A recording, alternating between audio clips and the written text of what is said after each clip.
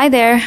It's time to check your environment. I have a few questions to ask you. Who do you spend most of your time with? Who are you surrounded by on a daily basis? And what do you guys talk about? Also, what are you consuming online? We all know that our environment influences the way we think, the way we feel, the way we live our life, basically every aspect of our life. This is something that we already know, and which is why it is important to surround ourselves with things that are good for us. And we have heard things like cut the toxic people out of your life and cut the negativity out of your life. We've heard that, and it's easier said than done, especially if you are someone who feels deeply for other people. I know it's not that easy. I understand. So that is why in this video, I want to talk about this one thing that I did, and that really changed everything for me. First of all, I want you to actually understand what is really happening here. So let's take a look at this from a neuroscience perspective. There is something in our brain called the mirror neurons. These are brain cells, and what they do is they mirror what they see in other people, especially the emotions and behaviors. So if we're always around people who are always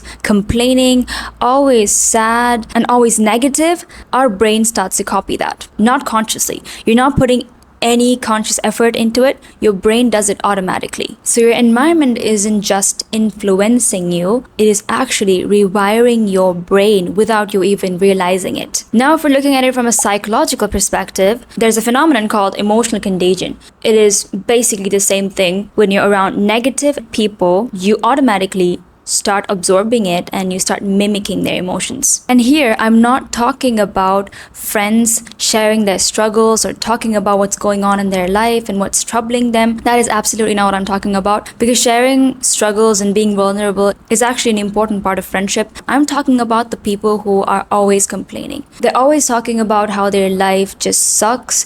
Everything about their life is the worst, and they're doing nothing to change it. And also, when you hang out with certain people and then you come back home, you feel so drained, you feel so depleted, you feel like you have no energy left. That's the one I'm talking about. And also, when something big happens in your life, you achieved something, and then you go to this person and you tell them about it, and they don't really seem happy about it, or they find something to downplay it. That's what I'm talking about. The problem with this is we don't really realize it when we're in it. When we are in that certain situation or in that environment around that person, we don't really realize that it's doing anything to us. For me, I was in this certain environment for a long time, and I always felt so tired, almost to the point that it started getting to me physically.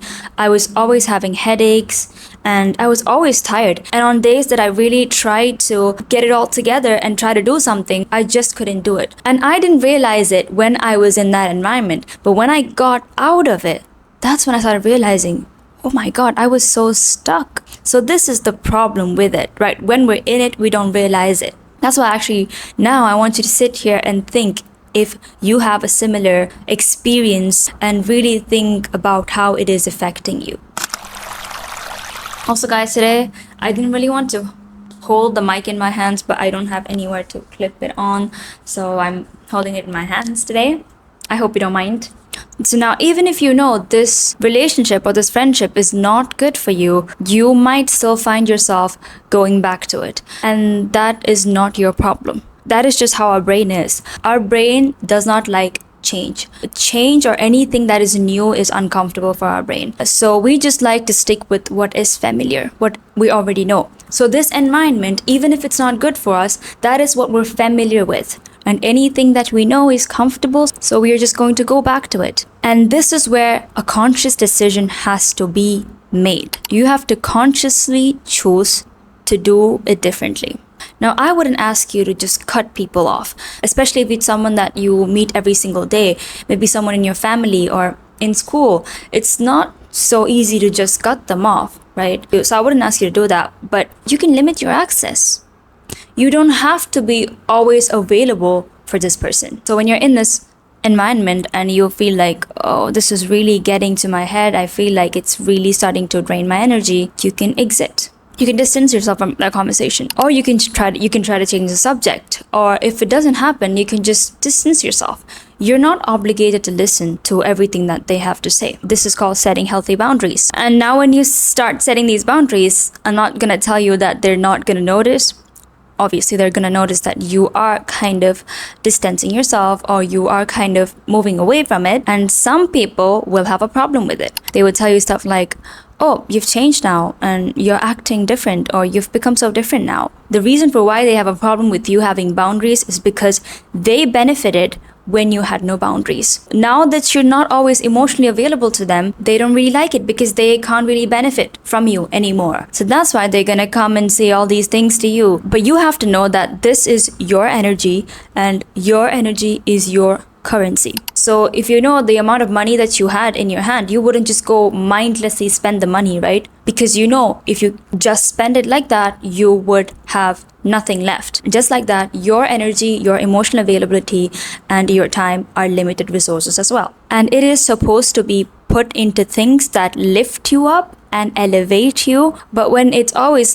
drained by this negativity, at the end of the day, you have nothing left to give to yourself or to give to the things that lift you up. Now, you don't have to feel like this is selfish, okay? Choosing to protect your energy is not selfish, it is survival. You need that energy to put into things that matter to you, right? So you have to protect it. So it is not selfish, it is survival. And when you start protecting your energy, you will outgrow people in your life. That is an inevitable part of growth. When you start to change and grow, you will outgrow some people in your life. It's not because anything is wrong with you or anything is wrong with that other person. Nothing like that. It's just that your values and ideals don't align anymore. So you will outgrow some people in your life, and it's totally normal and it's part of the process. And in the world that we're living in today, we are actually so privileged because we can choose to surround ourselves with things that elevate us, things that lift us up, things that are good for us. You will find creators online who are good for your well-being and will contribute to your growth. And also, it's equally important to be careful of what you consume online because there's all sorts of content. Just like the people in real life, the people that we watch and the things that we watch online is a part of our environment as well. So be mindful of what you consume online as well. So that is everything that I wanted to talk to you about in this video. Also, please let me know down in the comments what topics you want me to talk about so I can make videos that you find helpful. So that's the end of the video. If you found it helpful, make sure to leave a like and subscribe, and I'll see you in the next video. Bye bye.